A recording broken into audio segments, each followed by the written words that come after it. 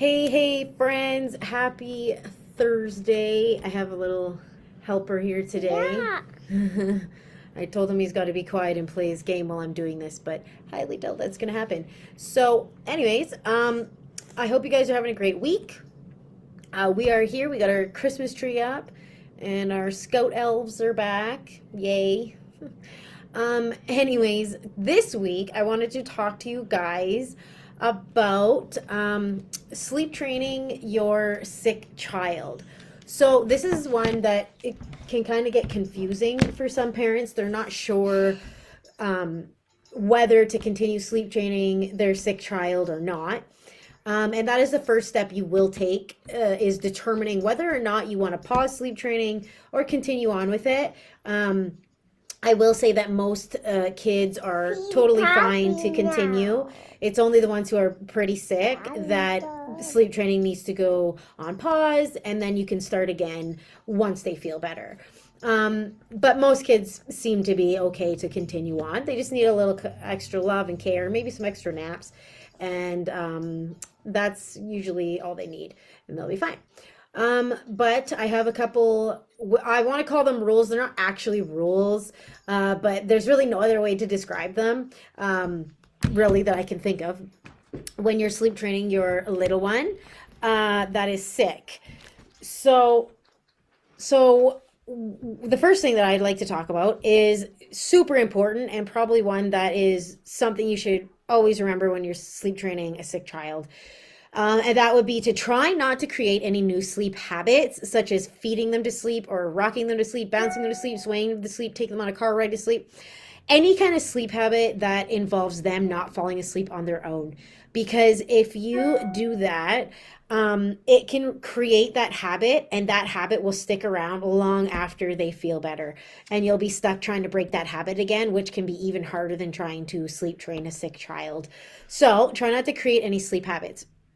A really important one concerning that would be night feeding. So if your baby or little one is old enough to drink water, then it is much more preferable to give them that at night than to breastfeed or bottle feed them, because that can create a night feed. It can create a night feed again, which you may have just gotten rid of, or maybe you um, just recreate one or just create one in general. So you don't want to do that.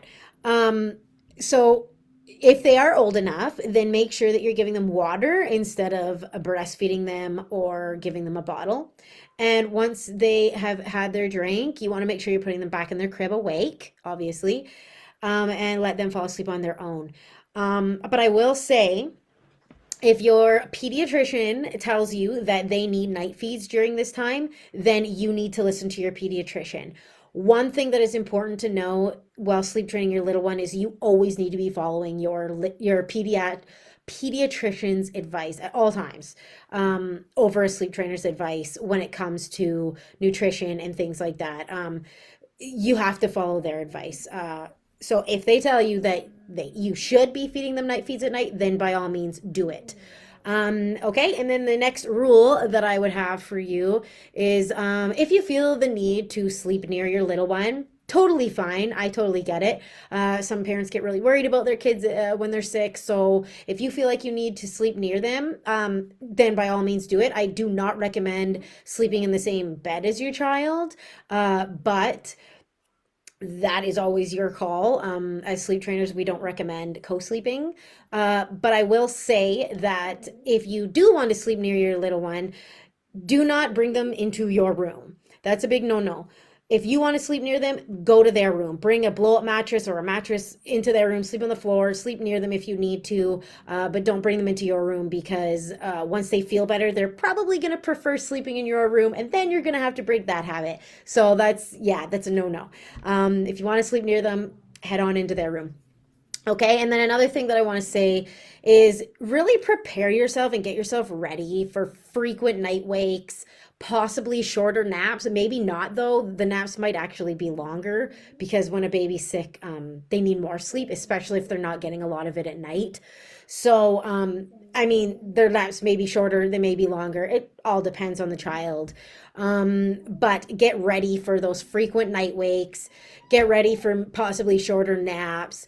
The more you can prepare your mind for something like that, the less exhausting and frustrating it can be as a yes, good job. The less frustrating it can be. If you're prepared for it and you know this is going to happen, it's not as frustrating that way. So just prepare your mind for that and it'll make things a little bit easier for you. Oh, okay.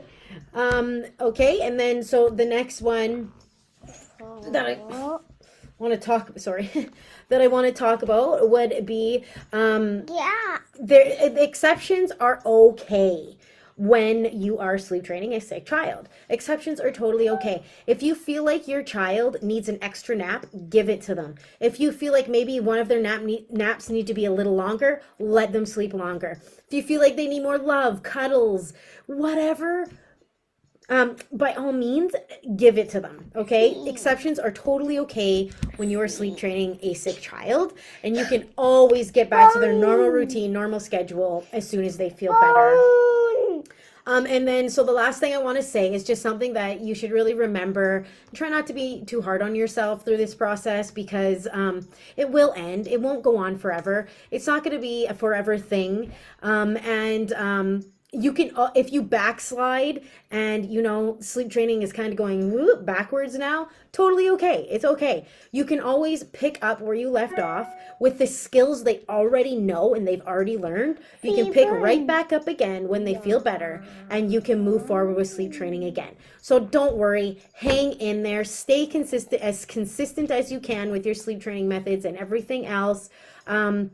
And you will get through this and they will get through this and hopefully no new sleep habits are created and you don't have to work on fixing anything after they feel better.